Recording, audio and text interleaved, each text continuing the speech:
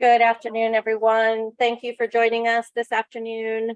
The anticipated presentation by our Pima County Assessor, Suzanne Droby. I'm asking for grace now in case I have to clear my throat. She was elected as the first female assessor of Pima County in 2020, with over 24 years of combined experience as a taxpayer consultant, a mass appraiser, fee appraiser, and real estate specialist. Assessor Droby brings a wealth of expertise and leadership. Her dedication to providing exceptional customer service makes the assessor's office a valuable resource for the constituents of Pima County. Outside of the public sector, Suzanne served as the Vice President of Property Tax Services for a national Fortune 100 company, advising colleagues and associates and clients on all aspects of commercial property tax. Her excessive experience in both the assessor's office and the private sector provide Assessor Droby with a unique perspective, allowing her to ensure fairness to all county taxpayers. Without further ado, the assessor.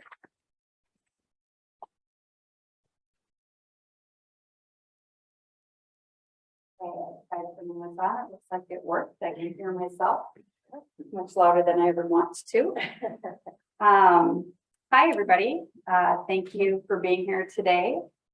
And I'm going to go ahead and turn on our PowerPoint. If I can do this without messing it up. Okay, I think now I'm supposed to not touch, so I'm not going to touch. Okay. Well, you now know a little bit about me. I think through this presentation, go ahead and stop me if you have some questions, raise your hand. It might be easier to answer the questions as we're going through the presentation rather than trying to save them up for the end, just so we're not having to backtrack too far. So what we're going to do today is explain a little bit about the assessor's office and what we do there. I was elected to office and started my journey in the assessor's office January 1st, 2021. And so, as we all know, we're just coming off of an election here. We make a lot of promises when we run for office. And so what I've been in the process of doing for the last 12 months is making good on some of those promises. One of the things that I really wanted to do was get information about property tax and the assessor's office out to the real estate community. The reason being is because I noticed when I came to Arizona, when I purchased my home here, they didn't touch a lot on property taxes. And of course, being in the biz, I was like, do you not, what about property taxes? And they're like, oh no, we don't go over property taxes, here's the assessor. And I'm like, oh, interesting. So I think that because obviously property taxes are a huge part of everybody's budget, they're a huge part of that escrow account that goes along with, for most people, with buying a house. And it is something that after you're done paying that big mortgage, goes on forever. Property taxes don't go away, even though your mortgage may. So there's a lot that goes into what we do and your property taxes. And hopefully after today, we'll clear some of that up and give you some more knowledge that you can share with your clients, another tool for your toolbox. And over there, I'll just point out ahead of time, we have a ton of brochures, and I'll touch on some of those today, but those are all for you, some created especially for you to give to your clients and to use yourself so that you have a little bit more knowledge about property tax. So at the assessor's office, I'm going to try not to read this. You can go ahead and read it. But one of the things that we're statutorily charged with doing at the assessor's office is identifying, locating, and listing property for ad valorem tax purposes.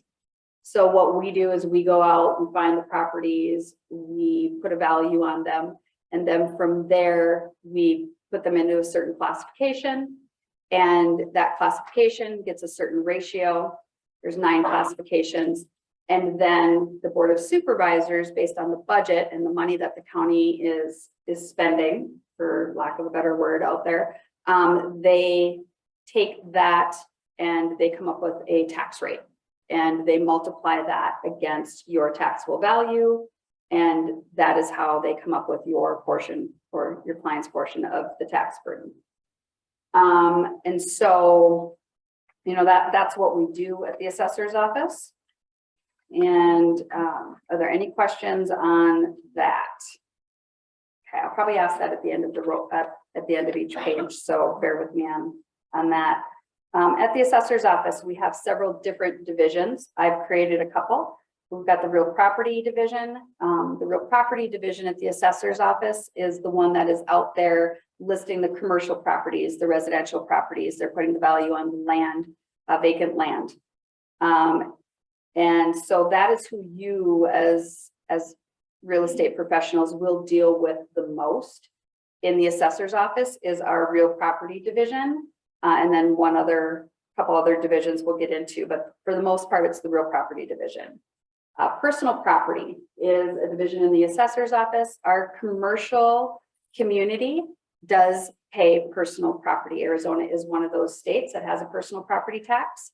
There is a very large exemption for personal property, just so you know. So if anybody with a small business comes to you and asks if you ever get into any commercial questions, if they have a smaller business with less than $200,000 in depreciated inventory, chances are they're not going to be paying a personal property bill.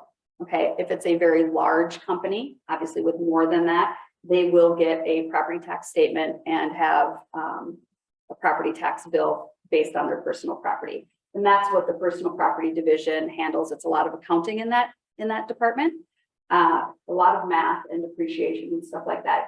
Typically, though, I don't see anybody having to really deal with that department in my office. Ownership and mapping.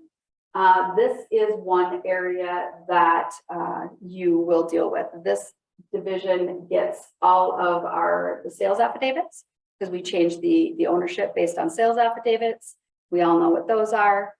The mapping, when somebody comes in to do a new development, we are the ones, this division of the assessor's office is the division that will take those subdivisions and create the new maps surrounding those subdivisions so that they're there, they get their own parcel ID number, and a house can be built or a commercial property can be built on it. So that's what our mapping division does. They also deal with annexing and things like that. Anything that has to do with a map is going to be our mapping and ownership division. Litigation. Litigation is a very small team in my office, and thankfully I was able to take our property tax litigation cases from 44 down to, I believe we're now at 5 in the assessor's office. It's my goal to have very few litigation cases. So I would like to keep this division small, and hopefully none of you will ever have to deal with this division.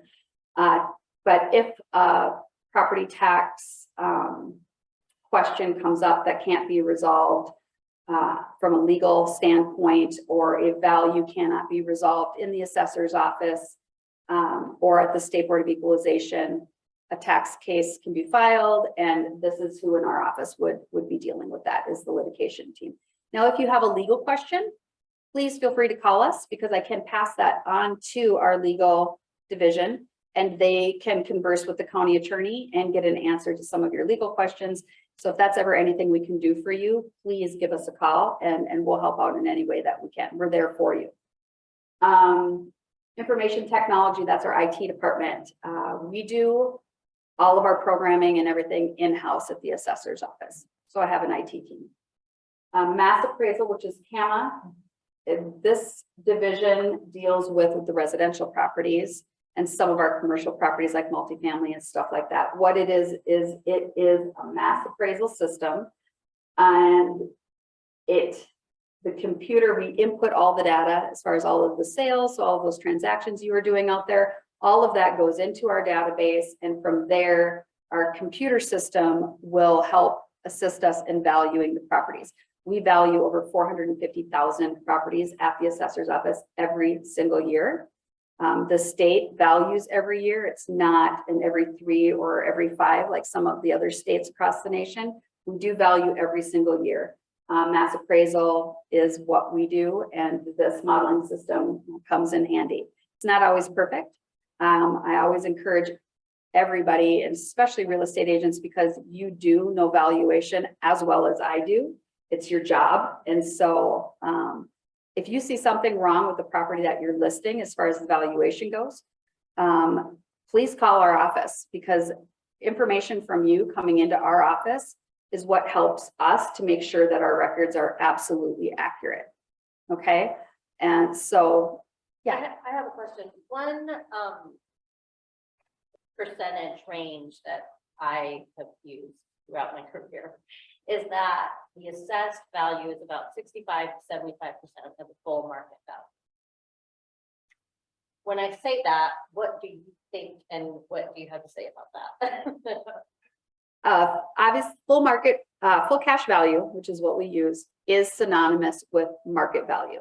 Okay. However, because of the margin of error and because we're dealing with mass appraisal, we like to be roughly, our target is typically 84%. So if you look at a value of your property and it's anywhere between, typically we say 75% and 100, and it's probably pretty good. And remember, at the assessor's office, it's appraisal. And I know you've heard this before, but we're the historians of the real estate market or the real estate profession. We don't try to predict what something will sell for 6 months from now or 90 days from now. What we're doing is we're looking at a value based on all of the historic information. So that also sometimes will make that value seem a little lower than it should be or a little higher, because the data that we're dealing with is the 3 years prior worth of sales. And so I think of it as like a roller coaster car. Okay, the market is up here in the front car and we're in the final car. And so as the market's doing this, we're kind of doing this with the values. So in a good market, we're always going to be a little bit low because we're traveling behind. So when it's going up, when it's coming down, we try to catch up a lot faster because it's a lot more uncomfortable for us to get those phone calls saying my value is too high than it is for us to get them saying it's too low. So we will try to adjust a lot faster, but we always have to adjust based on historical data. We cannot base our values on what we think is going to happen. So that's kind of, how the values work. So yes, they should always be a little bit below what you think it can sell for. And I know that can sometimes wreak havoc with some of the loan officers because they see that and they're like, well, the assessor's office says it's only worth this much. That would be a good time to hand your loan officer one of those pamphlets or say you should call the assessor's office and have them explain it to you if they just don't get it. Most of them do, but sometimes they get really sticky about that, in refinances and stuff like that. They like to look at our value to get a gauge of what the property's worth. And I can guarantee you we're low, especially right now. So, okay. And then customer service. This is one of the divisions in our office that I really beefed up since I took office because I ran on customer service. And so we now have a 5-member team that's dedicated strictly to customer service. And that's customer service to the taxpayers and customer service to you. So I want to make sure that my office is a resource for all of you. If you ever have any questions, call, no matter what they are. If you can't find something on the website, if you need historical data on a property, if you want to look at permits that we have in our record system, if you're listing a house and you want to know anything about past permits or about an addition or anything like that, please call our office if you can't find it online. And I know that coming up, we will be having some classes on using our website. It's pretty self-explanatory now, but please, like I said, if you have any questions or problems with it, give us a call. We're there to help you and get you the information you need to make your jobs easier. Okay. So that's a little bit about our divisions. Another thing, like I said, that I did a lot of different things. And when I took office, because I felt like the assessor's office was kind of an island and I wanted it to be more of a resource, which is why you see me here. I don't think you've ever seen my predecessor standing before you. But one of the things that I did was public outreach. And our public outreach division, they are responsible for doing the social media stuff. We are on Facebook. Please go on there, check us out on Facebook. We do the Twitter, we do all of that fun stuff on social media. You can direct your clients there. It's a good place to see what's happening or what's coming up in the assessor's office. We put all of our announcements out there. So that's kind of what the public outreach does. They also set up things at the local libraries. So you can direct your clients there if they want to know more about exemptions or anything like that. And all of that stuff is on our website as far as the dates that will be at the different libraries. So that's what our public outreach does. Business services. Ms. Castro is the director of my business services. And I put that in place because the commercial sector was kind of left behind when it came to the assessor's office. They didn't pay a lot of attention to the commercial sector. And because of that, Tucson missed out on some opportunities for development and things of that nature because they couldn't get answers out of the assessor's office on things like property tax. It's a major expense for all of our commercial entities out there. It's a main budgetary item for them. It's a large concern. And when you can't call the assessor's office and find out what that number is going to be, it tends to make you shy away because nobody likes anything unexpected, especially when you're a commercial entity and you could be talking millions and millions of dollars. So we set up business services. What business services will do is a 5-year tax projection. Takes all the surprises out of it for anybody that deals with commercial. I always recommend if you have a client that's buying commercial, you call us. If you have one that's selling commercial, you call us and get a 5-year projection on what those taxes are. It will help you sell the property because you can hand it to any potential buyers when they want to see the books. You can also hand them this and say, here's a 5-year projection on what your property taxes are going to be on top of, what the books show as far as NOIs and things like that. It also is extremely important if you're selling new construction. If you have anybody that's building a custom home or a tract home or anything that deals with new construction, the first call should be to us. Sue, we need a 5-year projection on what this residential property's taxes are going to look like. The reason is because the taxes you see on my site are going to be lot taxes. Okay. And even after it's built, when you go on there, you're going to look, it's going to be lot taxes. Because remember, we're the last car. We're not the first car. It's history. So when I'm valuing a property today, the ones we're working on right now are for tax year 2024. Okay. So this is 2022. You've got a brand new house that's built. It's got lot taxes. 2023's taxes are going to show lot taxes because I've already done that. We've already valued that. And it was a piece of land last year. Okay. 2024, your client's going to get hit with a tax bill of around $4,000. Their escrow is going to be making that phone call, their mortgage company going, hey, we've got a bit of an escrow shortage here and we need you to write us a check for $3,000. Okay, I don't want any of you to ever be in that position. I don't want your clients to be in that position because I guarantee you they call me first and start screaming because all of a sudden they've got this huge tax bill, property tax bill or escrow bill that they were not expecting. So anytime you deal with any type of new construction, please call the office to get one of those tax projections, the 5-year projections. They're free. They cost you nothing, but they will make you a shining star in front of your client.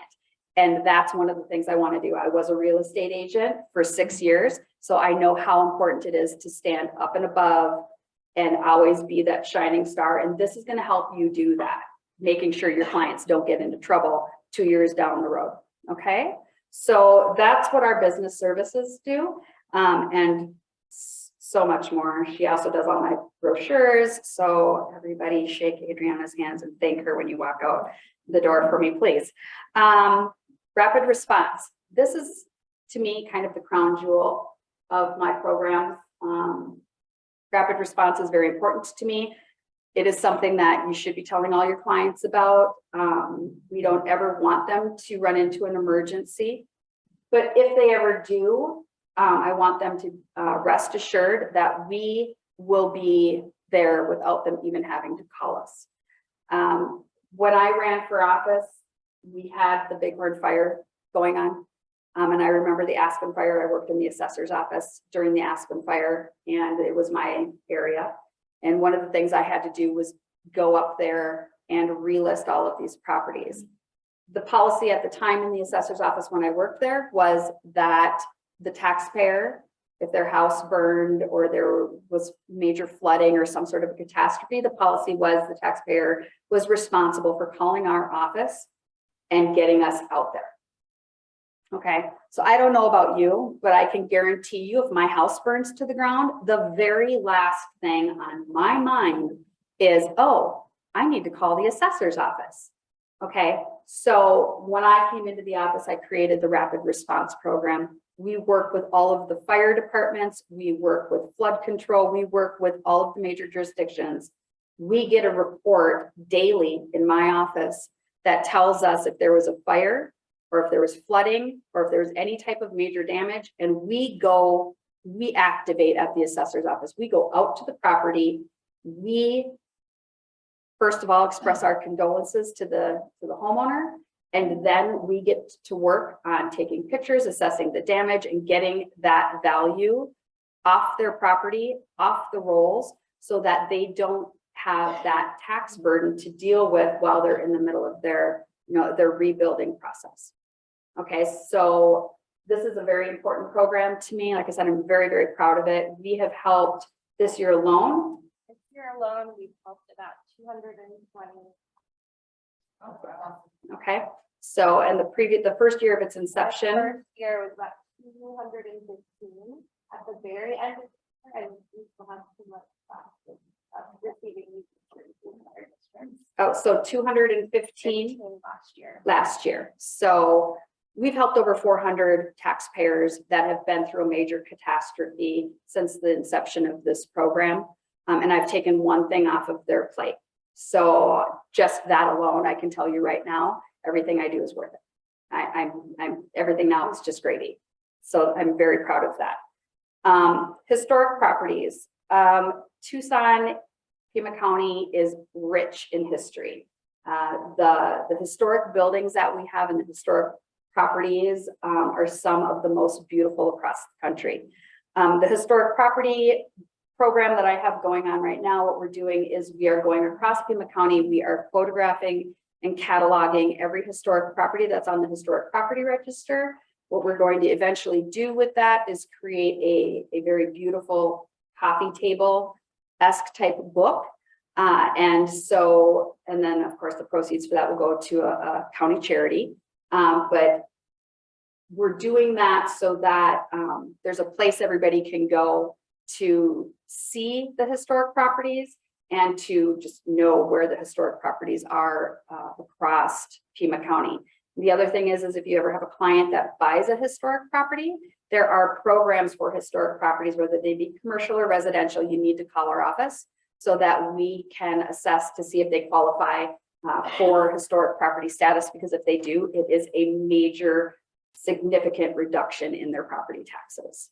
Okay, but there's definite guidelines. And the other thing is too is make sure you always inform your clients never to restore a historical property without first calling the assessor's office so that we can get out there. Because for 10 years, they qualify for a 1% tax ratio versus a 10% tax ratio. So, and they get very upset if they go through this huge renovation project and then they call my office expecting to get this benefit because I have to have pictures prior to the renovation. Okay, so historic properties, and that's what that division does for us. Business services, you can read more about it here. I know I already went over a lot of what they do. So again, be sure to call. And I went over the rapid response program. So we're going to flip through these a little quicker. I'm going to touch a little bit more on an aspect of the rapid response program, and that's the notice of claim. This is a form in our office. And as you can see, looking at this form, this is also one of the things that the rapid response team does is they help the taxpayer fill out this paperwork. Anything that's signed by anything legally, we can't put our pen to paper for people, but we can sit right next to them and go through it and as they're filling it out. And we do this with our notice of claim process. And we're also starting to do this since I've been in office with our appeal process also. So that is another thing. If a taxpayer ever calls you and wanting to know more about the appeal process or help with that, we're there. You just have to call our office. We will go out to your client and talk to your client and make sure that they understand the process, and we'll, not to use the word hand holding because I hate that phrase, but we will hold their hand through the entire process. Okay. Okay, how are properties valued? At the assessor's office, we work a very, it mirrors what you do in your market analysis for property. Again, like I said, though, we use the historic sales. So, and which obviously you understand how fast this market has been changing, puts a pretty big spotlight on why my values are going to be a lot lower than what you're going to come up with for a market value. But we look at size, we look at age, we look at quality, location, and condition. Pretty much the same as you, but again, I'm not looking at direct sales right now, what's going on. I'm looking at what has happened over the last 3 years, and then I'm going to trend it, and that's how I'm going to value that property. Okay, any questions on that? Yeah.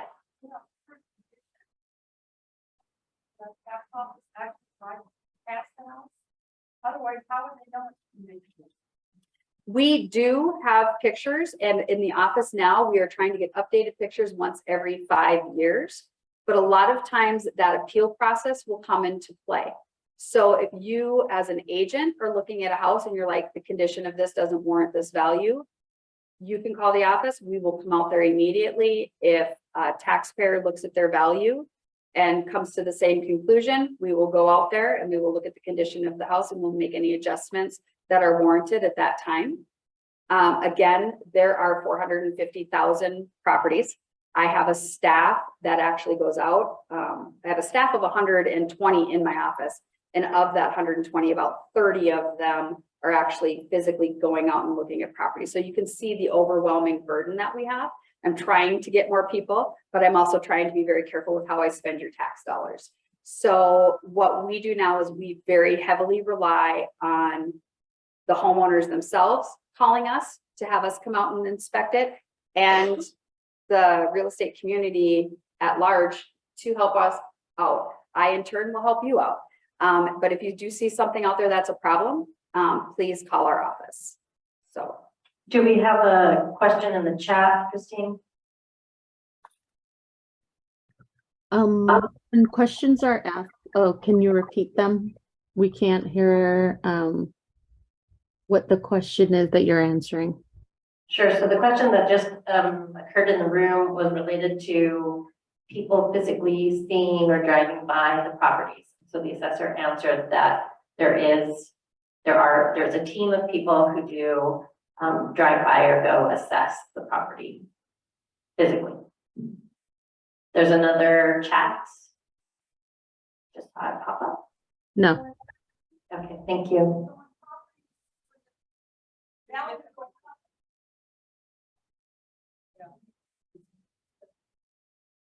So when the property taxes are increased, which we all have now. Is it just, you just go by stuff on paper? Because based on what you said, you only have 30 people, and that's not enough to go on and go by every single house in the county. So you just strictly increase the taxes based on what you see on paper, or you just go by an area overall and what's going on in that area? yeah, good question. No, we don't just do it on paper. And remember too, when you're talking about property taxes, it's a two-part system. It is a value system combined with a budgetary system from the Board of Supervisors. We do the valuation, the Board of Supervisors, after we do the valuation, the Board of Supervisors takes that valuation as a whole and divides it by the budgetary needs to get a tax rate to apply to all of the properties. So the valuation happens first. And we do go out and we inspect properties. We get all of the sales affidavits. So we are looking at those neighborhoods of high activity on a regular basis. But again, because it is mass appraisal, we do not individually value every single house. So we're not going and looking at a residential property and saying, okay, this one's got granite and this one has standard track home countertops, or this one has this elevation and this one has this. We don't get that picky with mass appraisal. We can't and we don't for a reason. It's more generalized. The things we look at are the size, the age, the quality, again, the location and the condition. And but the condition is one of those things where, because we don't look at each house individually every single tax season, again, we try to get to them each once every 5 years in a cycle. We rely on the public to call us if there is a physical obsolescence with their house that needs to be addressed by the assessor's office, because it's making that much of an impact on their value. And that's what we have the appeals process for. So, and that's the other thing that we're going to talk about, and I'm going to try to hammer home. We have an appeals process for just this situation here. Yeah. Every March 1st, we have a deadline in my office, and I have to send out notice of values by March 1st. So you get that notice of value, I'm sure you've received one yourself, in the mail every single year on or about March 1st, typically the end of February. That has the value, or what we believe is close to the market value of your home based on the last 3 years of sales. And if you do not believe that that value is correct, you have an appeal opportunity. Now, remember though, that because we're working behind schedule, like I said, I'm valuing right now today for tax year 2024. So my notices will go out before March 1st of 2023, but they will be for tax year 2024, okay? You have to look at it because that's the value that's going to be used to determine your taxes for 2024. So if you do not act on that when you get that notice of value and you just wait till you get the tax bill, it's too late. Once you get the tax bill at the assessor's office by statute, not by choice, there's nothing that I can do at that point because the statutory appeal process has already expired. You have 60 days from the date of the notice to appeal your value for the following tax year. And they do that because they need to know they need to know the numbers that they're working with for the budget to apply the tax rates to get the tax bills out the following year by October 1st. Okay, I know it's not a perfect system. It is one of the things I am working on trying to change. I'm trying to get it to a 1-year system so that when you get that notice, you'll be able to appeal and it will be for that tax year. So you will still have time when you get that tax bill to go ahead and file a tax case with the tax court. However, that's something I have to do through the legislature, and with as popular as it is with all of us, it's not popular with everybody because it makes everybody work harder and faster. And there's constraints on what they can do at the county also. And so we have to be empathetic to all of that, but it is something I'm trying to do. But right now that's the process. And that is one of the things that you need to relay to your clients is that every year, whether it's being paid through your escrow or not, you will receive a letter from Suzanne Druby at the Pima County Assessor's Office, and it's going to give you a value. And this is a way to keep in contact with your clients. I know we all look for one because we want to keep in contact with those clients. Tell them, call me every year. When you get that notice, give me a call. Let me know what that value is. I will take that value and I will tell you I'll give you my thoughts on it. And if you don't like the value, or, it's determined that you should probably file an appeal, then we're going to get you in touch with somebody at the assessor's office. They're going to walk you through the appeals process, and they're going to help you with that appeal. Because that is how we all work together to help the property owners and the taxpayers, your clients, my constituents. We need to work together to make sure that they're all being taken care of. I'm not here to be right. I'm here to get it right. You will help me do that, and I will help you in turn, again, be that shining star with your clients. I'm coming to you with the mic. If I can uncover myself from my chair. So what I want to know is, information that you use for evaluation for those that go out by March 1st. How far back or how old is that information? And the reason I'm asking that is because I've been in this business 20 years. And the thing that I've noticed, tax assessors are catching up more to what the market value of properties is. It used to be, there was a huge gap. Now, homeowners love that, obviously, because they're not being taxed at what the current market value of their houses are. And I noticed this very much in another state where I practice real estate as well. But I think Arizona that I've seen so far, they seem to be catching up, but for a long time they didn't. Like I said, if a house sold for say 200,000, it was being valued at, I'm just giving an example, tax rate at say 125,000. That's why I'm wondering how old is the information that you're using when you're sending out new valuations? Again, 3 years? great question. We use at maximum 3 years. In times of heavy activity, like we've been experiencing over the last couple of years, we typically don't have to go back any more than 16 months, to be honest with you. We can go back 24. In times where an activity is very, very slow, like you saw back in 2008, 9, and 10, we would go back 3 years. But we can go back statutorily, we can go back up to 3 years to get our data set, because what we want to make sure we're doing, and remember, the less data we have, typically the less volatile things are. With less data, what we have found is things stay pretty stable, but we need to make sure that we're being very conservative with what we're doing in the assessor's office. So in times of low sales, we will go back to 3 years so that we can get as much data as we can to apply that valuation, to make sure that we're being as accurate and fair as we possibly can. Again, in times of high activity, like you're seeing right now, we're going back maybe 16 months, 24 months, if there's area where there's slower activity.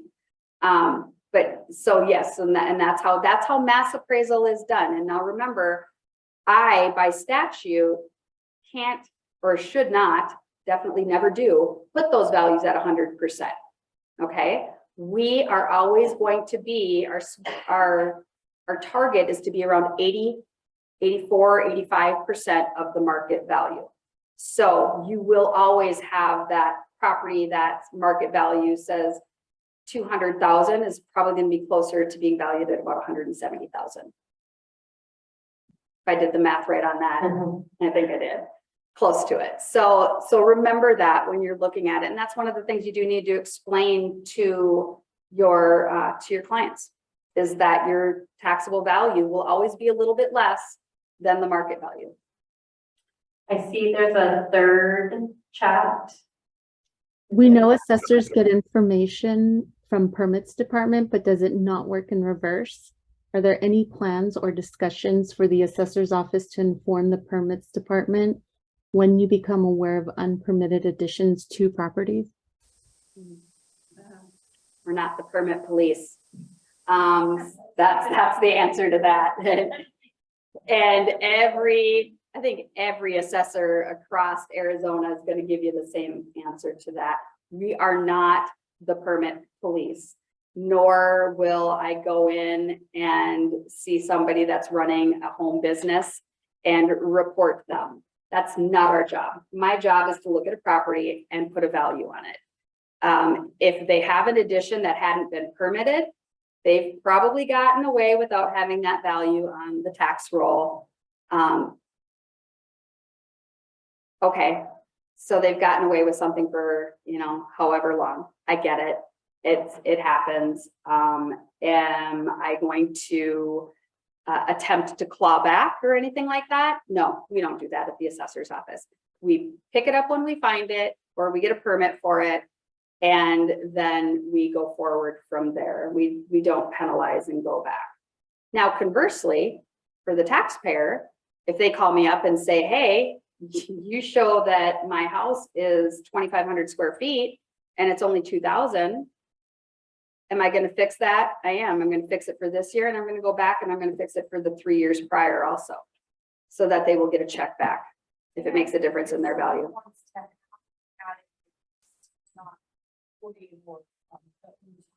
Taxes, obviously, they get away with paying less taxes if it's not, but if they wanted to have that on the assessor's records to show for resale, they can call you up and just add it. Are you looking for a permit at that point though? Are you looking for Nope. documentation? You're just gonna take their word of what they say the square footage is now and apply that. No, what I'm going to do is I'm going to send one of my appraisers out to the house to remeasure it. But yes, that is typically how we find all of our unpermitted building in Pima County, because nobody wants it on there till they're getting ready to sell it. Then all of a sudden they're like, oh no, please, I've got an addition on my house. And it's like, we got it. So then we go out there and we pick it up and we just move forward with it. So the last thing I'm ever going to do is go out there and penalize a taxpayer. It's just not my job.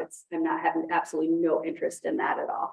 So, And just to clarify, the maximum amount of time that you can go back in order to credit any over assessed value is 3 years. yeah, it's current and 3 years prior. Got it. Yeah. I see a fourth thing in the chat. It's just a comment, great answer. Thank you. Great, thanks. Okay,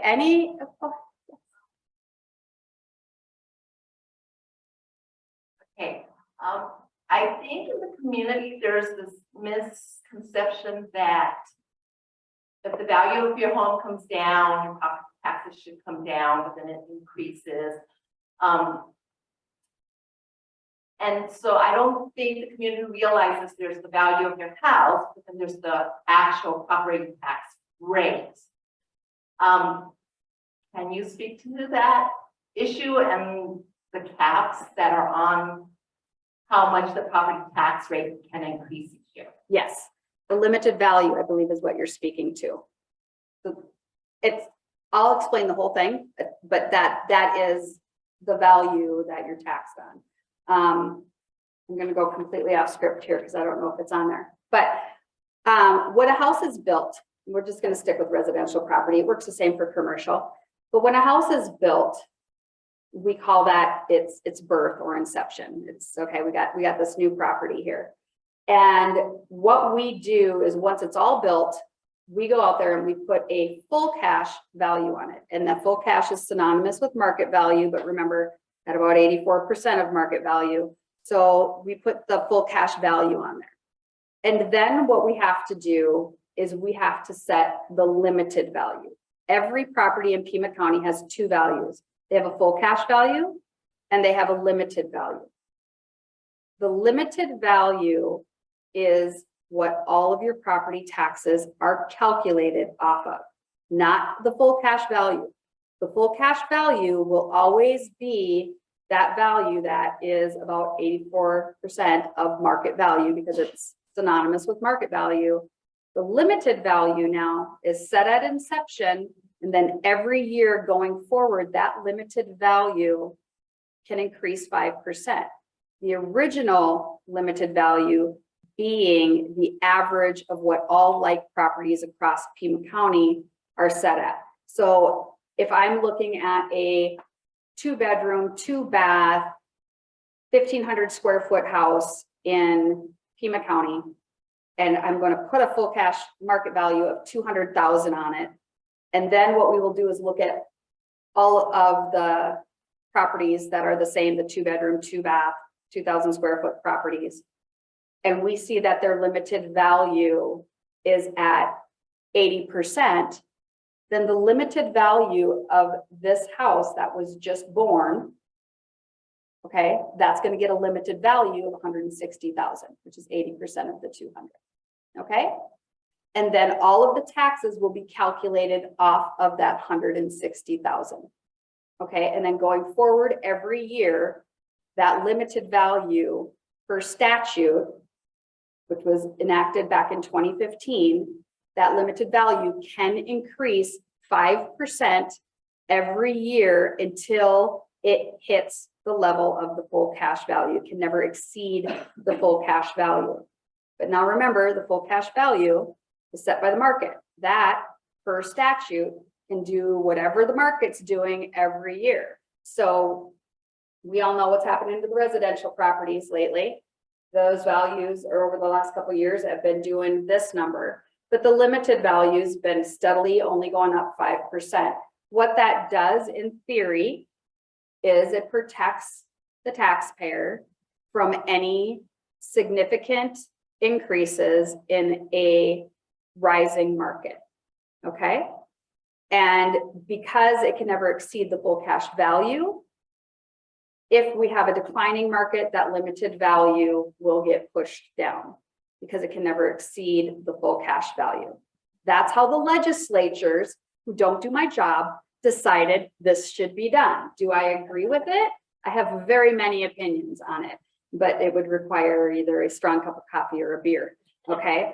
There's definite flaws in this system. We're working on correcting it. They're noticing the flaws now. One of the flaws being is if I have somebody who's property tax savvy and they appeal their value every single year and get that value knocked down every single year, and I have somebody who's not, and they don't, and they just let it go, then what's going to happen is if I've got two full cash values at 200,000, I could have somebody with a limited value of 160,000, and I could have somebody with a limited value of 200,000.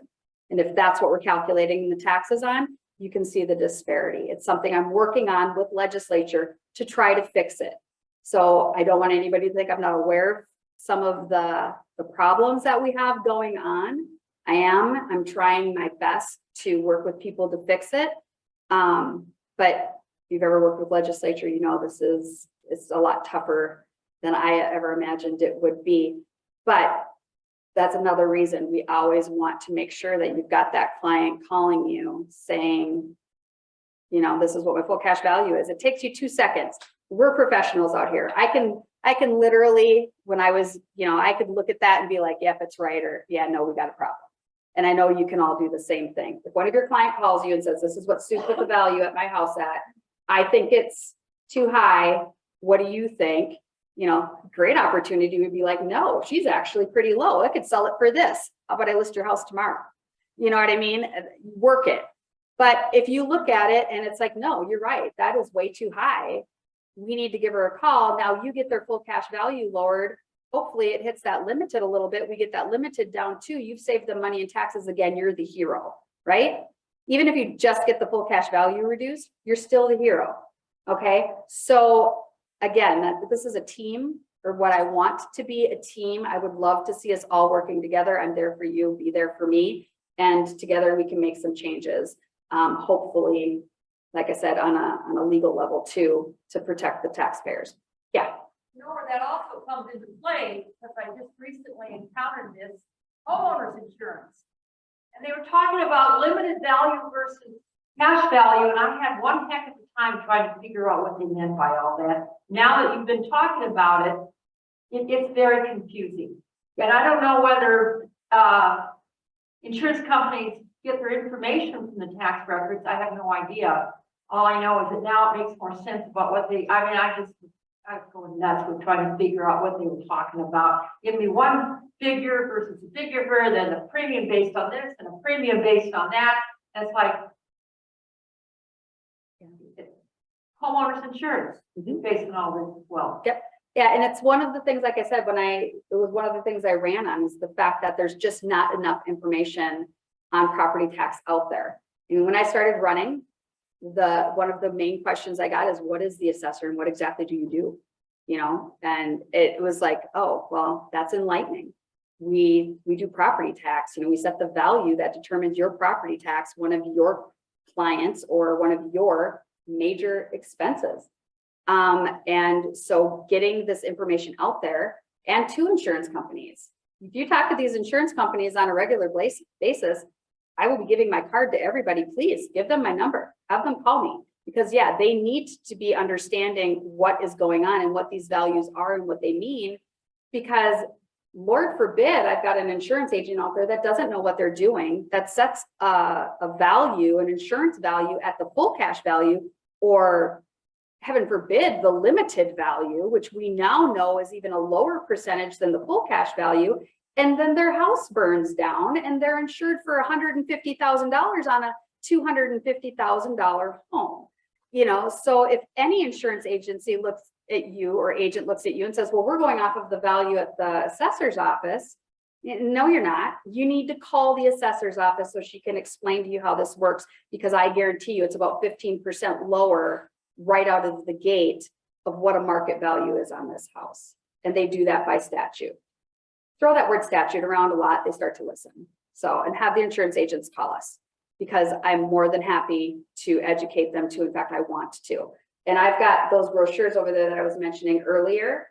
One of them, like I said, is geared towards clients and towards you. And we can tweak and make adjustments to these brochures based on all of your feedback. So if there's information that you want in there that's not in there, please let me know. We're currently creating one for new construction. That will go more into this limited value, how it's originally set, and how it increases and decreases, and how all of that works together. So use those brochures and hand them out, okay? So, and here we go, property tax calculation. So the primary tax and the secondary tax are all based off of that limited property value, okay? So now remember, one thing is too, is the faster the market rises, the larger the ratio will spread. And when I mean ratio, I mean the average LTV across Pima County for any particular value will start to decrease. Because in a market where I got the full cash value coming down and the limited going up, that gap gets smaller. So that's, you know, we can be at like 90%. And in some cases over the last couple of years we had been. Now that the full cash values are rising because this market is so extreme right now over the last couple of years, what we're doing is this is going way up. This is only increasing 5%. So that gap's a lot bigger. So for instance, multifamily, just because everybody knows what's been happening there with the values of multifamily, that ratio, so somebody building a brand new multifamily complex is at about, well, will be at about 60% when they start to build now after the new values come out. Okay, so what that means is if you build a brand new multifamily building, your limited value, which your taxes are based on, will be set at about 60% of what that full cash value is. And it's not an easy concept to wrap your head around. And I'll make sure that it's a big part of the next class that I do that you guys actually get continuing education credits for. Okay, so, and please call me if you want to go over this in more in depth. We have 2 items in the chat. Are the brochures available online through the assessor's office? Yes, they are. Yep. Yeah. And we are actually, we have not asked yet. They love it when I ask for certain things, but one of the things I'm going to try to do is see if you can order the brochures through us and just pay. I won't make a profit off it, I promise, but I pay a lot less with my printer at the county. And if that's something that the county will allow us to do to you because you are doing a public service by getting this information out there, that's the angle I'm going to approach them with. Then you'll be able to order the pamphlets through me, and I believe they will be more cost effective than where you're currently getting them, or you can print them off yourself on the website. We'll also be working on providing those links off of our website. And I don't mean to step on any toes there. I inadvertently did. So, okay. The more ways we can make the information available. Was there anything else in the chat? No, it's a duplicate question. Thank you. And this will be available to all of you, I believe, this PowerPoint. And so here, you can see on this next slide, Rule A versus Rule B. it's somewhat explained here, and it's got the statutes that are associated with it. So you can go ahead and read that. And like I said, please call me if you have any questions. I'm more than happy to chat with anybody on that. I have another quick question. So Yeah. how is, in the full cash value, how is labor or materials or any of that factoring in, right? Especially in the context of the pandemic and the impact on those particular costs? Right. We use the cost valuation system more so with commercial new construction. We always try to use market sales. And so if we use market sales, we aren't really looking at any of the cost factors. But when we are using them for specific unique commercial properties, we are currently switching over our system, but in the past, how they had done it, the previous administration, is they used a cost system that was based off of Marshall Swift. And every year they would update those factors in our computer system, and it was done on a mass basis. So we would basically put in the characteristics. We would have the factors in there for labor. We would have the factors in there for location. We would have the factors in there for the rising cost of lumber. And it would basically, after you put in all of the information, and we did segment it. So it would be if there's a brick front on it, we would put that brick front on there. It would catch at each element, and it would spit out a cost value for us with depreciation. And then we would add that to the land value. So we change that data every year. Now what we're doing is we're moving over to actual Marshall Swift valuation. And so their system will be our system essentially, and we will be able to put in again all of those characteristics, and we will get the actual Marshall Swift numbers, just like your appraiser would do. When I was an appraiser, I had Marshall Swift cost valuation system. I had the big book, but now they have a nice automated version of that, which I'm sure you're more familiar with, and we just plug the numbers in just like you, and all of the market fluctuations are taken into account. Yep.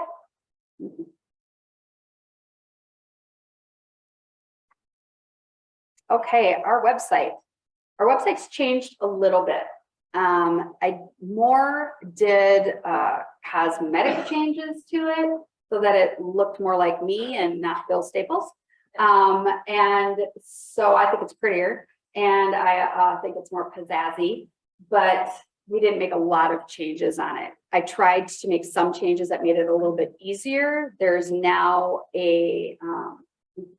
couldn't get it actual live here, but there's actually, if you go to it, there's a button on the side now that you can click on that's going to pull it over. That's going to give you all of the important information that you need to know right away, like upcoming events, notices going out, things of that nature.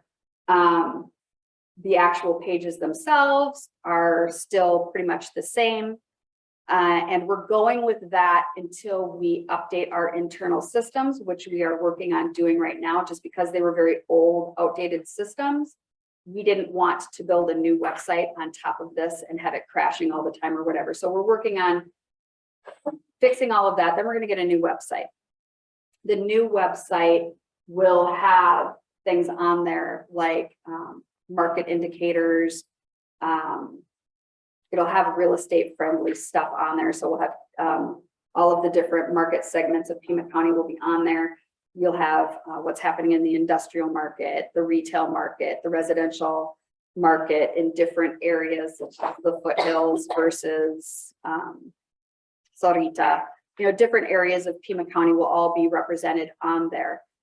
So hopefully it'll be a much friendlier and more informative website. Again, now is the time. If there's something you guys want on that website that you think would be very helpful, something you got, I wish they did this, please give us a call, because now we're building it, and this would be the time to get that stuff implemented onto my website, and we're more than happy to do that. In the meantime, we still have the advanced parcel search. We have all of our exemption information on there. All of our forms are still available on there. We have the data downloads on there, and free public records. if you need information, I know sometimes we get public records requests many times for, say, subdivisions. People want to know, they want a subdivision map, or because they just want to know what's coming or things like that. Any of that stuff, don't be afraid to ask. Even if it seems, because believe me, I get some stuff that would think is crazy that the IT department is like, not a problem. They have it done in 15, 20 minutes. So if you need something that we can provide to you, please call me. If you want sales information in a specific area, I can get that to you. A lot of it is available in our downloads. And for many people, they are very user-friendly. For some people, they pull up that spreadsheet and their eyes glaze over. Don't let that happen to you. I'm one of those where my eyes glaze over. Just call me and I will pull out what information you are actually looking for, so you're not trying to sift through a bunch of information to get what you need. If it's not something we could do really quickly for you, I would say struggle, but I don't want you to struggle because I can just do it so much faster for you. So that's what we got with the website. And I know that we will be, Adriana right now is putting together a class just on the website to show everybody how to navigate that. That one will be user-friendly and interactive. But what this is a copy or a snapshot of our advanced parcel search. So if you're looking for parcels, you can do it by owner, address, map and plat, sequence docket and page. A lot of the stuff you'll never use, public land survey and subdivision. Depending on what profession you're in, some of those you will use quite frequently. I would say address and property owner will probably be most used by the real estate profession, is my guess.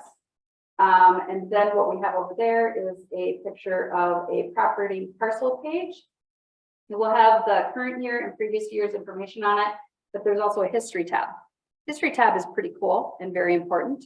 Pima County is one of those places where things will change, even in the residential areas. People will go from rental to residential. That's sometimes information that's useful. If you look in the history, class will come up. And if it's a class 3, it's primary residence. If it's a class 4, it's a rental property. And you can see that history. So if something was a rental property, you'll be able to see it. If it has, always been primary residence, again, you'll see that. If there was a portion of it being used commercially and they reported it, it'll be on there. Commercial, we have that's used for, history is used a lot more for this purpose, because you can see if something went from, like on Broadway, it went from residential to office to retail, which we have happening a lot on some of our major roadways. And it is really important information for your buyers to have. So you can get a lot, there's a lot of information on this page, all of the tax rates.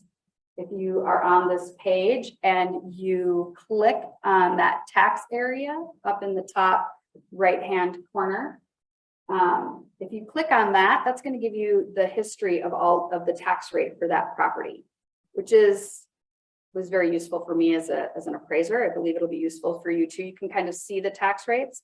What I like to do with those is, as you get more familiar with property tax, you will be able to look at it and you will be able to tell somebody what their property taxes most likely will be based on past tax rates, for the next couple of years.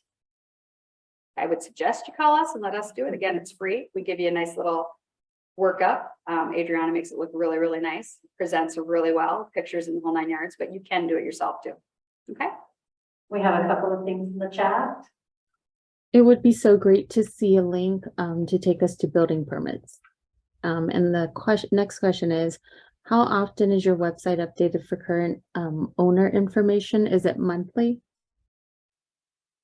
The owner information right now is not updated monthly. That is something that I'm going to be working on. Again, we're trying to update our system, bring it a little bit more into this century. That was one of the places that my predecessor saved a lot of money was with the system, and I'm kind of paying the price for that now because Band-Aid, that term is thrown around a lot in my office, in my IT department. And so as soon as we get our system upgraded more so, I plan to refresh the information on it a lot more frequently, but right now we do that twice a year. We do it at notice time and we do it at supplemental time.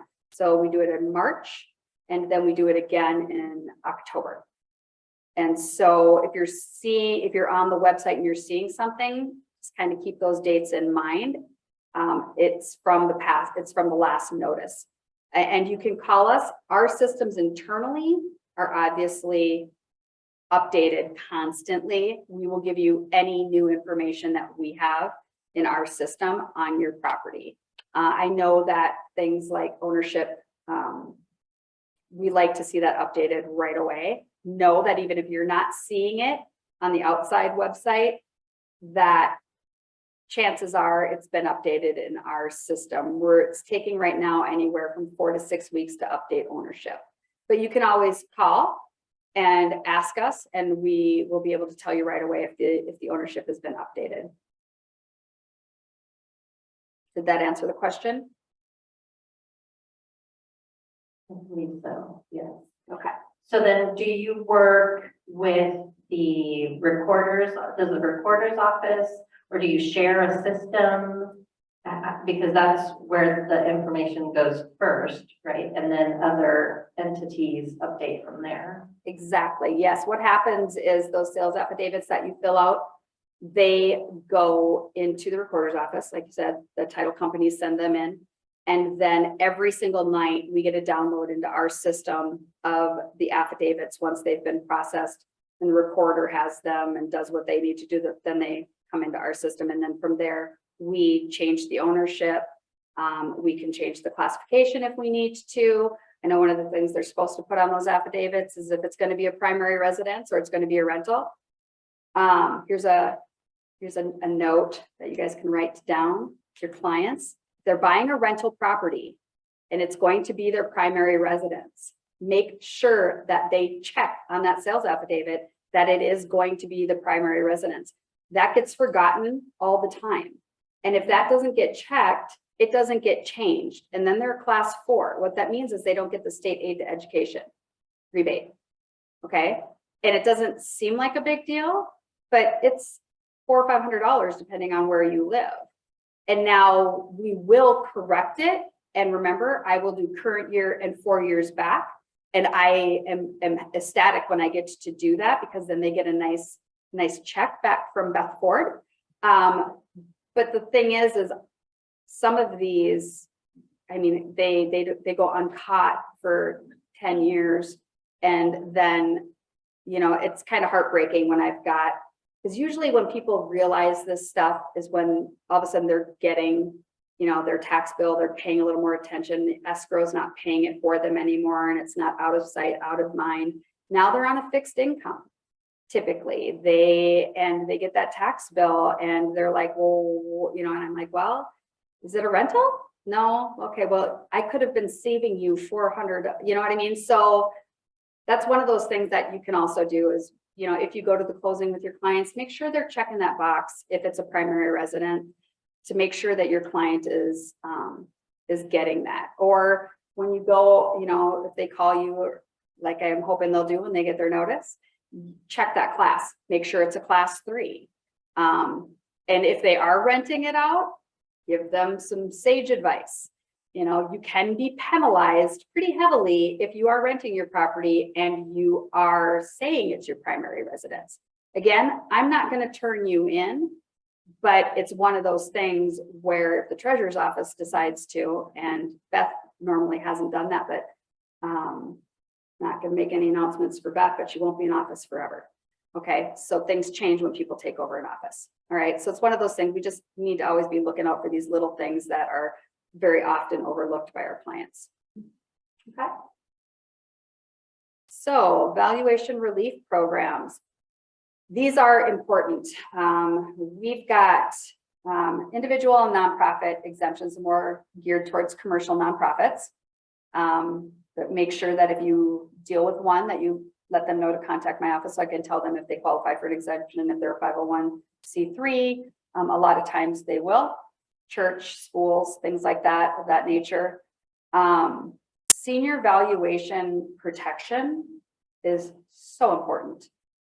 Senior freeze is a big deal. What that does is that freezes the property's value, the taxable value, so that now, again, I don't control the tax rate, but that value gets frozen, and that goes a long way towards keeping that one budgetary item stable for your for our seniors. It's a big deal when you retire and you're working off of the Social Security check and you're paying property taxes because they never go away. I can freeze that value to help make sure that at least that burden is stable for them. Okay. Or where are the requirements for that? The requirements for the senior valuation, you're going to get me with an age, I believe it's 65. And it's on the brochure. And it's on the brochure that's right over here. So, yeah, I hate to quote numbers off the top of my head, but I'm pretty sure it's 65. Mhm. A what? The qualification for which one? Oh, is it income based? Yes. That information is all in.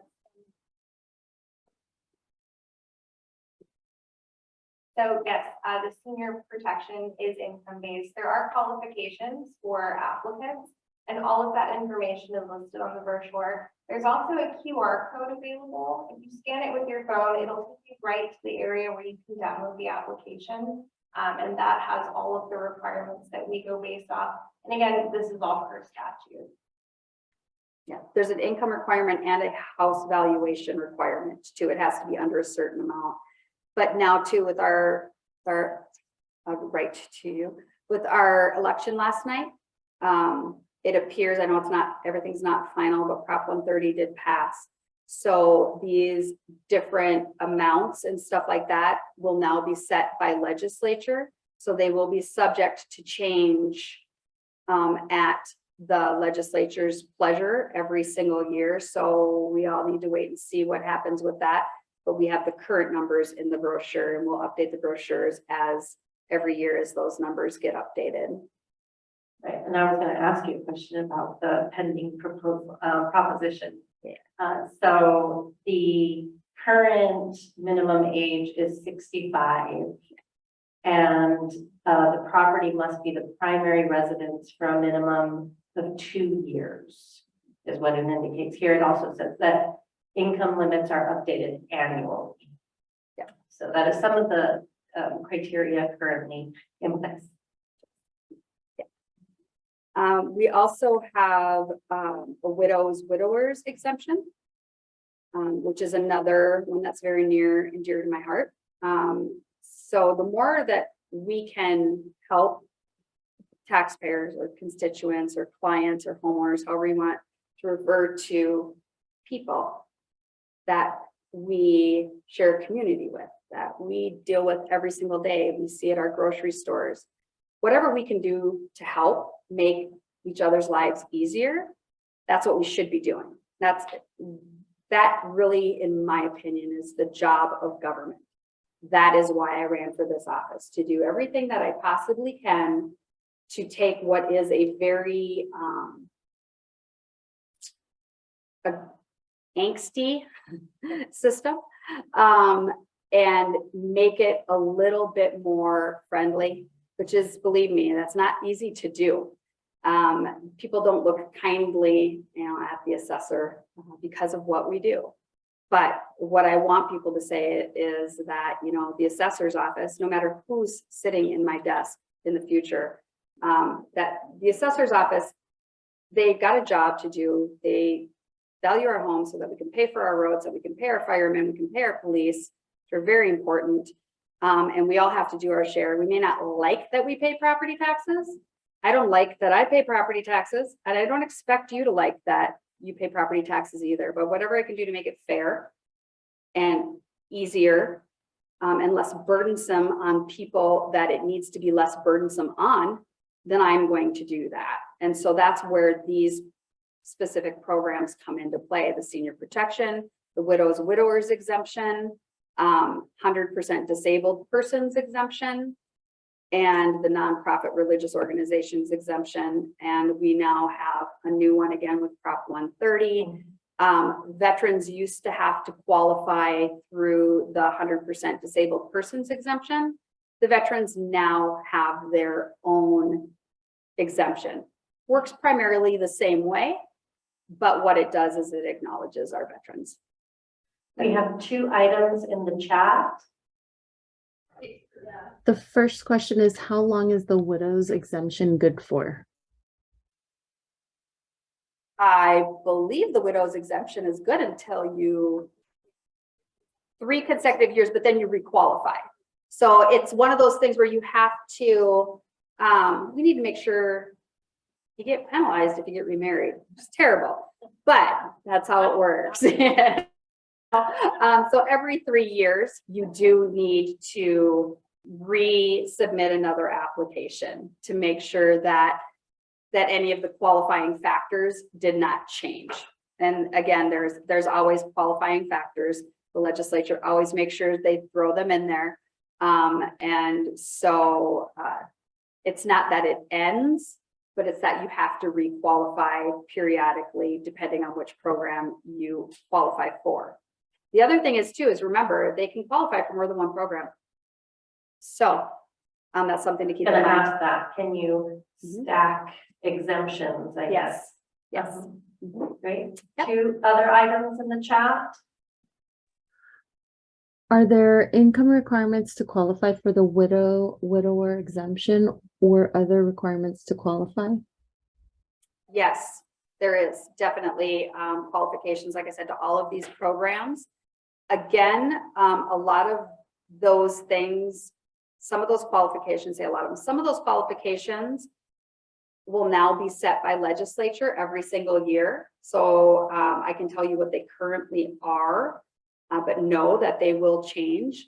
I do know that one of the things that I believe is a positive that is changing is with the widowers exemption. Your spouse had to reside in Arizona at the time of death. They're removing that. So, you know, it's surprisingly, that is an issue for a lot of people. They don't qualify because of that. And it's like, well, you know, I'm a widower and my spouse, you know, for whatever reason, we were separated. He lived in Minnesota, I lived in Arizona, and he passed away. It's none of our business what somebody's, you know, home life is like. I don't care. And I really hated having to not deny somebody that exemption because they didn't reside in the same home with their spouse. There's a million reasons why that could be happening. It's none of my business as, you know, as your elected official. It's my business to make sure you're taken care of. And so I'm very happy that that's one of the things they've taken care of. And I do believe that the passing of this proposition, granted, it's not perfect. None of them ever are, but I'm really, really hoping that a lot of positive things come out of it. So fingers crossed. Thank you. One more in the chat. Is the veterans exemption income-based as well? It's disability-based. So that one, I don't believe there's going to be an income requirement on that. I believe that one is based on your level of disability. And it has to be obviously qualified and quantified by a medical professional, but it's the percentage of disability. To be totally and completely. You have to be totally and completely disabled. And I know they're working on that aspect of it too. All of the assessors across the state are working to try to get it so that, so let's qualify, because there's 2 different statutes out there that that apply. The one that was for, one of them reads 100% totally disabled. And then the other one is percentage based. We are trying to get them both changed to percentage based. I can always default to the percentage based, to apply an exemption for somebody who's disabled as a kind of a safety net to be able to do that. But right now, yes, the exemption reads 100% totally disabled, but we're working on that. So the bottom line is, and what you need to remember is that these exemptions change every single year in some aspect, whether it be the income qualification, whether it be the percentage of disability, whether it be qualifications being added or removed. And especially now, this could become more frequent now that the legislature has the ability to change them. So you always need to be checking in. I will continue to update you guys on a regular basis so that you know when these exemptions change. And I will send an alert if we have changed one of the brochures so that you know to get the new brochure and discard the old ones. Okay? So that's one of the things I promised to do for you. Good, thank you.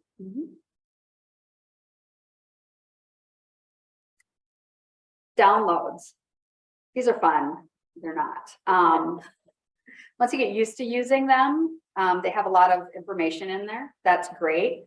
If you've used them before and know how to do it, that's great. If you don't, this is one of the things we will go over in the class that we're developing, is how to use the downloads, what information's on there. My suggestion would be, if again, that you call us and we can walk you through using the downloads, or we can just pull the information for you and send it to you in an email. So much nicer. You know, we work for you guys. Use us. You know, you want information? Don't do it yourself. You've got a million other things to do. You guys are showing houses like crazy. If you need information, call me. We'll have our people do it and get the information to you. You know, work smarter, not harder.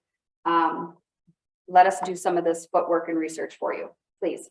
So that's what the downloads are. There's sales information in there. There's claim information in there. Pretty much any information that we have at the assessor's office is somewhere in these downloads. Okay, so anything you can think of that you may need, please go ahead and just call us and we will pull it out for you. Okay. There is a new item in the chat. What's the best phone number for us to give our clients to call you for any of these matters?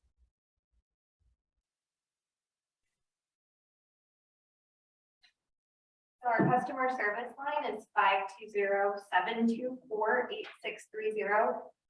We suggest calling customer service. Even if you have an exemption question, they'll transfer you to the right department.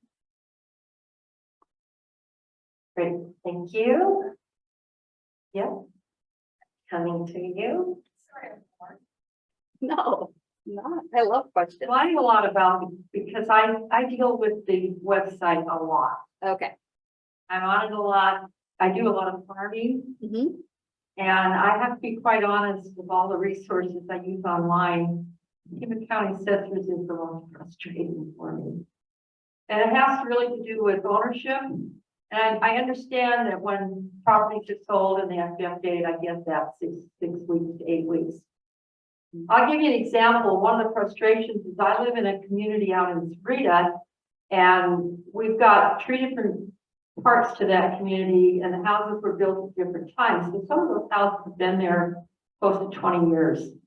And when I look at the tax records on a bunch of them, and I do mean a bunch of them in a certain category, it shows the owner is this man's name. I can't remember, I've seen it so many times. I don't know whether it was the developer, but we're not talking a year or 2 ago, we're talking back way.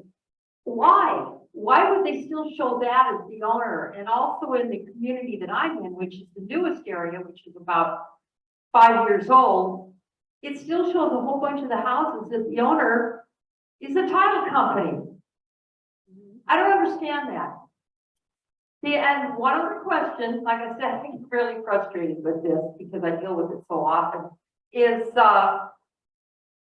looking on tax records. Like I said, ownership is just a huge problem with this at times, but how come often it doesn't even show what a person paid for the house?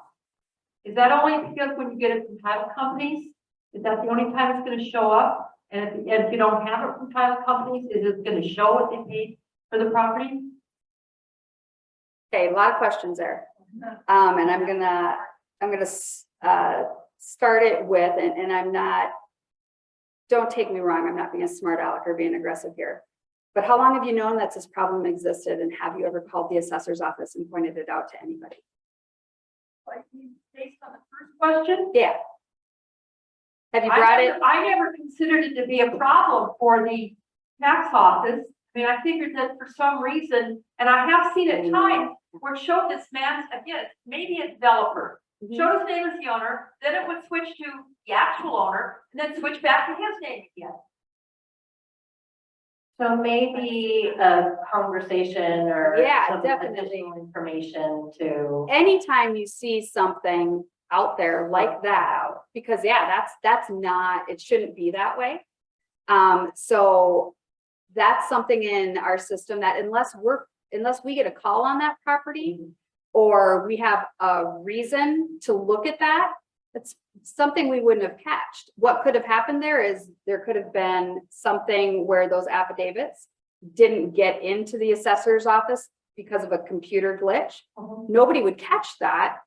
The way we catch issues like this is With someone else. Yes, Somehow. somebody seeing a problem. Exactly. Somebody gets on there because they have a reason to go check that property because they're selling it or somebody's looking at it or whatever, and they see a problem and they're like, oh, well, this is a problem. And then they call and then we're like, okay, you're right. And through that, then oftentimes, especially if it's an entire area or if it's like an affidavit of a specific time period, then we can start doing our research on that end. And where you found one property, then we can find, you know, the 20, 30, 100, 200. You mentioned it was a development. So Yeah, and we can then correct that. Right. And so I think that maybe getting them the subdivision information Mhm. will help them to be able to start researching to understand the Right. impact. There's also another question in the chat, and before we move on, I want to make sure we get that question. There's no question. I just added the phone number. Yeah. Thank you so much. Yeah. Yeah, so like I said, I wasn't trying, but what I'm trying to really to emphasize here is that this is a team, or it should be a team, because It's a collaborative effort, right? exactly, yes. We need, when you find errors out there, then if you call us, we can get them fixed. Or if it's not an error, for whatever reason, we can then explain what the situation is, because it's all public information. There's no secrets at the assessor's office. But if you're seeing something that you don't believe is right, but there may be an explanation for it, you can call the assessor's office. We'll give you that explanation. So then you're more knowledgeable. And we've made sure through a quality control process that everything is correct and as it should be. And so yes, and we are, like I said, working on trying to get this information refreshed a lot faster so that information is updated on a more regular basis for you so that you can see these changes. Maybe once a quarter would be a goal to strive for, as opposed to twice a year, being able to update the ownership piece at least. Yes, and That's sales once a affidavits are on the website. So if you're on the main page, which we don't have up anymore, if you go down probably about 3/4 of the way down the page on the property page, there is a spot to click for affidavits, and then the sales history will come up for the property. So it will have all of that sales information for you on there. And that is on there. Yep. So the only reason it wouldn't be on there is if it's like a $10 transaction, quick claim deed situation, something like that, that's not considered an arm's length transaction. Those will not be on there because we don't consider them to be valid sales, part of our data. But anything else like that, they'll be on there. In fact, you can click that link and you can see the affidavit. Situation where I get my list from the title company for farming. Mhm. And owners that own the house but don't live there, which obviously they have a mailing address outside of the area. And I do come across at times where I want to check to make sure that they still own the property. Mhm. And I'll go to tax records, I can't bring up their name or the address, either one. And I just went through that recently where I had 3 or 4. I did everything I could to try to find the address of the owner's name through the tax records. Nothing was coming up. And yet it was on the list that I received from the title company. Right, a lot of times from the title company, what you're gonna get is an owner's name. Okay, now if you're, a lot of times what will happen, because of the state of Arizona, a lot of people put their properties in trust.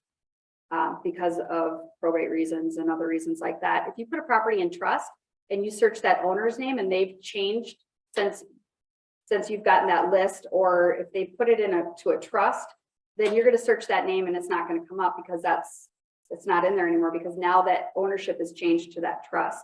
So, Right? oh yes, the situs address will always come up.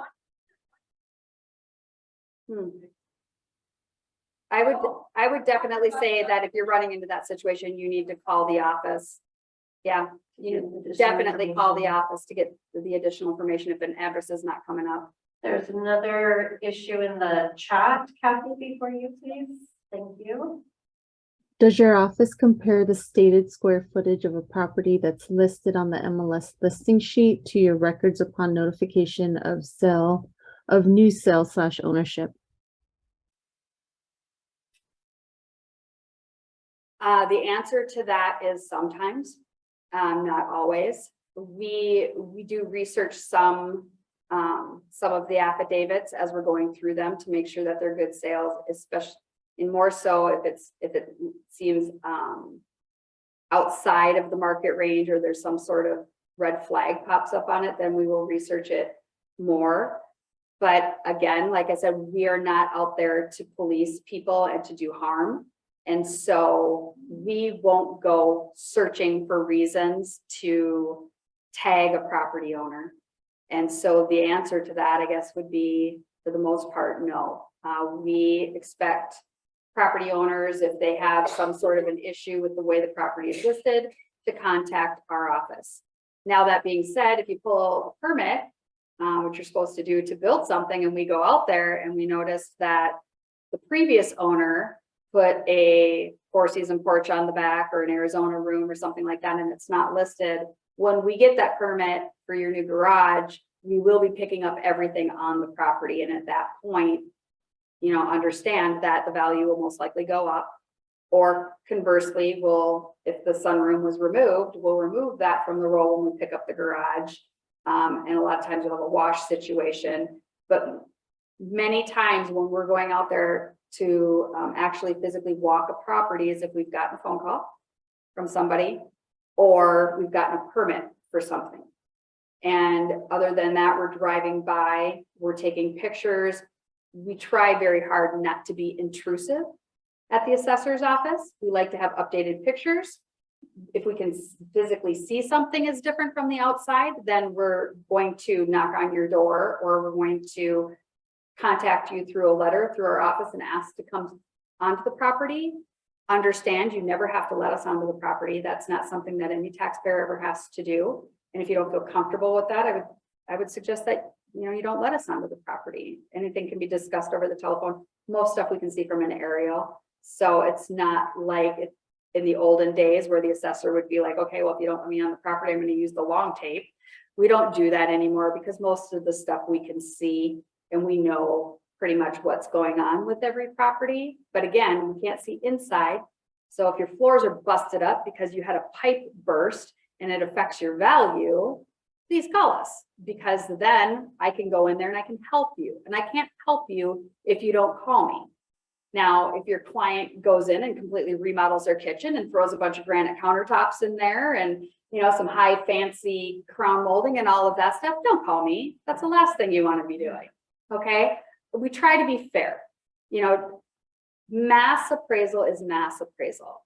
And the bottom line is the purpose of it is to make property taxes as fair as we can possibly make them. I don't want to single anybody out to make them pay more property taxes. There's enough taxpayers in Pima County where if I have everybody paying the fair share based on what the appearance of their property value is, we're going to get enough to cover our budget. And most people are going to be paying a relatively similar amount relative to, you know, their property value, their ownership, what they own, which of course, by theory, translates into a lot of different things, but that's kind of how it works. Yeah.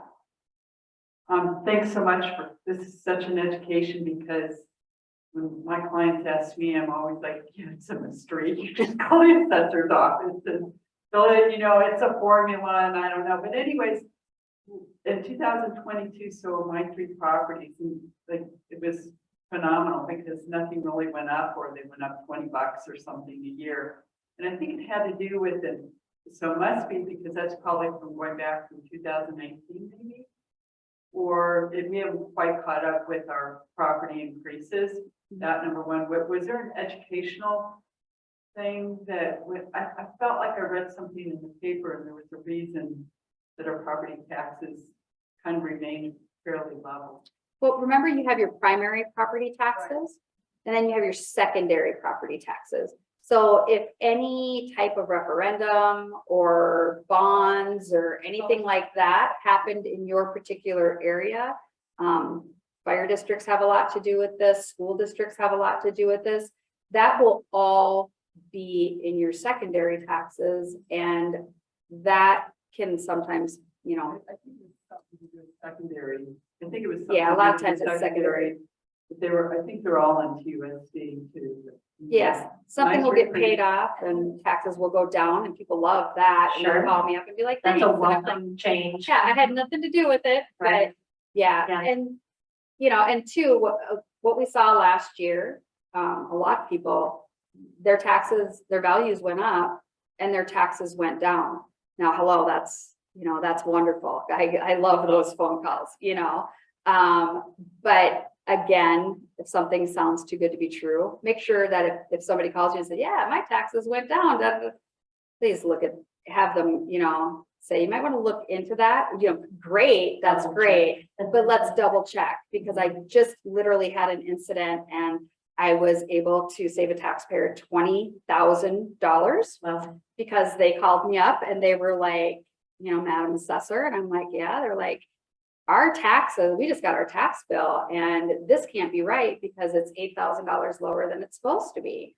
And I'm like, okay, well, that's great. Let me check into it just to make sure, because they wanted to make sure it was a business, that there was no sneak attack coming at them in 2 years. And so when I looked at it, what was going on is they were in the middle of construction, and remember, we're behind 2 years. But what I was able to find out is that they had looked at their property, thought it was completely finished, when in reality, it was not completely finished. And when I looked at that, their tax bill in 2024 was going to jump up $20,000. Okay, so this is a small business. This is a small restaurant owner that, you know, they're doing it month to month. They all of a sudden get a $20,000 increase in their taxes. Guess what's happening? You know, we're shuttering a business here. right. That's a big deal. So I was able to catch that because they called me, you know, rah, my taxes are really low this year. I was able to catch that. And we were able to correct that at the assessor's office. And because of that, we very probably kept this small business in operation. And again, this is the kind of stuff that that's why I ran. This is the kind of stuff that I love doing at the assessor's office. But it can't be done without everybody. So when you see this stuff, or you know, The there's questions, collaboration, right? please call. Yes. We have one more item in the chat.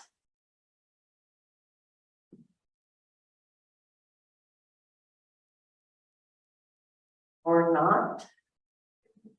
I just know it went up to 15 and wanted to make sure if there was an additional question before we wrap up for today. Remember that there will be a recording available of this presentation that we will have on the association's website.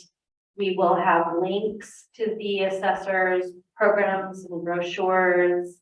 They're asking us for feedback for their website redesign. So please feel free to share that feedback with them. And again, If you have specific properties or subdivisions, areas that you are encountering questionable data on, feel free to make them aware so that they can do their research and ensure the accuracy of the information that is being provided to the community.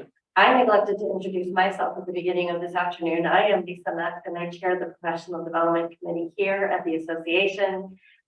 This is one of the fun parts of my day and contributions to bring in these types of topics and this type of what I call capacity building, right? Because the more we know, the better we can conduct our jobs. I also saw that our CEO, Ms. Judy Lowe, just walked in. She'd like to say hello or a few words. Thank you so much for being here. You know, we met almost a year ago, and you described what your department does in our local government. Wonderful. Thank you so much. And thank you to everyone who is online and everyone who is here in the room. This is the kind of knowledge that we as realtors representing buyers, sellers, landlords need to have at our fingertips. And be sure to talk about to your clientele how much you learn through this type of education. Let us know what you like. Thank you, and thank you everyone here. Thank you so much for having me. I appreciate it, you guys. You bet. A few more things in the chat. Is it hopefully thank you, great job, wonderful. Can't wait for the next one. The question I have is how do the taxes change when added addition, adding square footage? For example, what tax rate will it be assessed at? Will it automatically change to current year? Okay, one more time, sorry. How do the taxes change when added addition, adding square footage? What tax rate will it be assessed at? Will it automatically change to current year? Okay, when somebody puts an addition on their property, so let's say they put an addition on last month. Okay, so this is 2022. We go out in 2022, we pick up that addition. What's going to happen is that is going to get put on the roll and it's going to get noticed on the notice in February that I was talking about that has to go up by March 1st, come out the end of February. And that will be for tax year 2024. So they will most likely, because they put an addition on their property with additional square footage, see an increase to their taxes for tax year 2024. And that will be calculated at the tax rate that is established in 2024. They usually establish a tax rate in August or September. Because we're always working behind. So you can build an addition and it won't be reflected typically until 2 tax cycles in the future. Does that make sense? So anything I picked up today would be noticed in 2023 and taxed in 2024. The time to appeal is when it's noticed in 2023. You have 60 days from the date of that notice. Very, very, very important. Do not ever wait until the tax bill, because once the tax bill is in your mailbox, it's too late to do anything about it. Okay, that's how I was able to save the money for that last taxpayer that I just talked about with that restaurant, because it was going to happen in tax year 2020, because it would have happened in tax year 2023. And so had they not called me and we were not able to appeal it, it would have been too late by the time they got that tax bill next year to do anything. So that's kind of how the cycle works. You build now, it gets noticed the following year, and it gets taxed the year after that. Okay? And when does that property records actually get updated?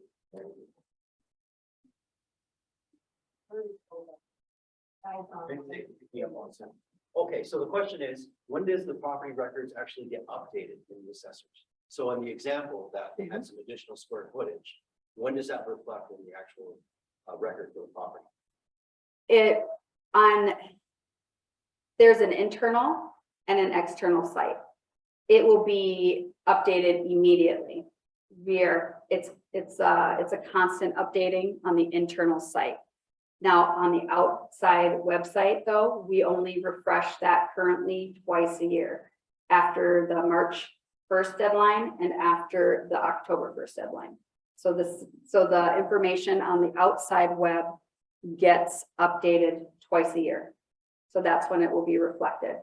Again, that's another reason why it's important, and I am encouraging and asking you to call our office frequently to get information on your properties, because we will have information on a very current basis where you won't necessarily. I am, again, like I said, that is one of the fixes that we're working on, is getting that information updated, but the system has to be tweaked a little bit before we can do that. So. And I'm gonna ask a question. Yeah. You know, as realtors, we're filling out those listing forms on a regular basis. And it's so vital that we have up to the date, as of right now, information when we put a property on the market. What is the very best way for a realtor to get the very most current information on that property? If we go to the website, you say it's only updated twice a year, but we want it updated as of maybe last month or the month before that. What is the best way for a realtor to get that information? Right now, the best way is to call the office. We will send you that information. We don't mind getting the phone calls at all. So call us, we'll give you the most up-to-date information. And again, we are working on getting this outside system to be refreshed more often. A monthly basis sounds like a very good plan if that works for you, but you'll dictate to me how often we should refresh it. Just don't say every day, because that won't work. But monthly is probably monthly, quarterly at the longest would be doable. But right now, having call. that assessor's office phone number available at our fingertips, and feeling welcome to call and ask those questions. Thank you. That's worth everything. Every minute we've spent with you today. We have a few things in the chat. Let's just make sure we get through, because I think we have 3 items in the chat we've successfully not gone through yet. Where do we sign up for the email alert that tells us when the class for the new website is scheduled? So that'll be something that you'll hear from the association. Typically, it will be in the email messages you get from us, and it'll be on our website. It hasn't been scheduled yet, but you will hear from us when it does get scheduled. So thank you for that question. Is there an email we can send a request to versus calling into the office?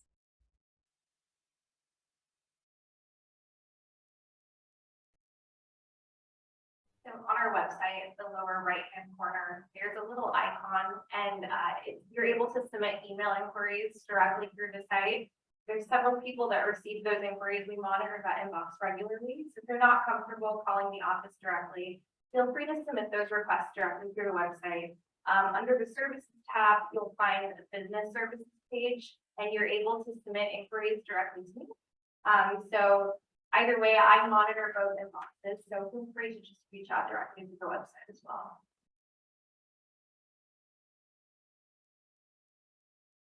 Is there another one in the chat, Christine? No. Okay. So what an afternoon, right? Yes, Judy? On our website, someone could go down, click, and be connected to you to ask a question. We'll work with our IT team and see if that's possible. Yeah, we've had to look. So with the question IT. is, if we can link That's a great idea. that fillable form, right, that online form, straight off of the association website. I mentioned how we will have these resources available on our website. And so we'll figure out how to make it as user-friendly as possible, like property questionnaire inquiry and the link taking them straight to that site. So thank you all. all our zoomed in participants and the questions in the chat. Again, thank you all who are here in person. Stay tuned for information on the next session. I can tell you that the assessor's office is participating in our housing conference next weekend on November 18th and 19th at the Reed Park Zoo. So they will have their team there and information there and available to answer any additional questions at that time. Remember that there are brochures in the room, and we will have the links to the electronic versions off of our website too. Have a great afternoon, everyone. Thank you so much, Assessor, for being with us. We'll look forward to next time.